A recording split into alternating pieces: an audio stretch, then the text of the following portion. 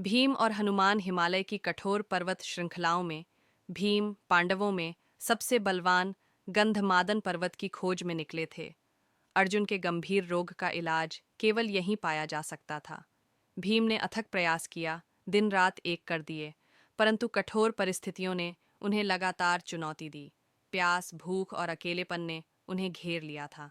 एक दिन भीम एक संकीर्ण पथ पर पहुंचे। अचानक उनके सामने एक विशालकाय वानर सोया पड़ा था। भीम, जो अत्यंत थके हुए और चिड़चिड़े थे, ने गुस्से से वानर को हटाने का आदेश दिया, परंतु वानर अडिग रहा। क्रोधित होकर भीम ने वानर की पूंछ पकड़ने के लिए हाथ बढ़ाया, उसे हटाने के इरादे से। परंतु जैसे ही भीम की उंगलियां वानर की रूखी पूंछ को छुईं, एक अचानक और असीम शक्ति का झटका उन्हें विद्युत की तरह झकझोर गया। भीम संतुलन खोते खोते गिर पड़े। वानर ने आंखें खोलीं, जम्हाई ली और फिर अपनी पूंछ जोर से हिलाई। पूंछ के झटके से पहाड़ों में भूकंप जैसा कंपन हुआ। भीम विस्मित और आश्चर्यचकित होकर घुटनों के बल बैठ गए।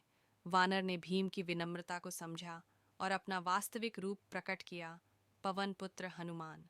भीम अपने दिव्य वंशज को पहचानकर सम्मानपूर्वक सिर झुका दिया। हनुमान भीम की विनम्रता से प्रसन्न होकर उन्हें अपना आशीर्वाद दिया और उनके अभियान को सफल बनाने के लिए मार्गदर्शन प्रदान किया। नई ऊर्जा और कृतज्ञता से भरकर भीम ने अपनी यात्रा फिर से शुरू की। इस अप्रत्याशित मुलाकात ने न केवल उनके अभिमान को चूर चूर कर दिया था, बल्कि उनके दृढ़ संकल्प को भी और अधिक मजबूत बना दिया था। इस कहानी में मैंने निम्नलिखित परिवर्तन किए हैं। विस्तार।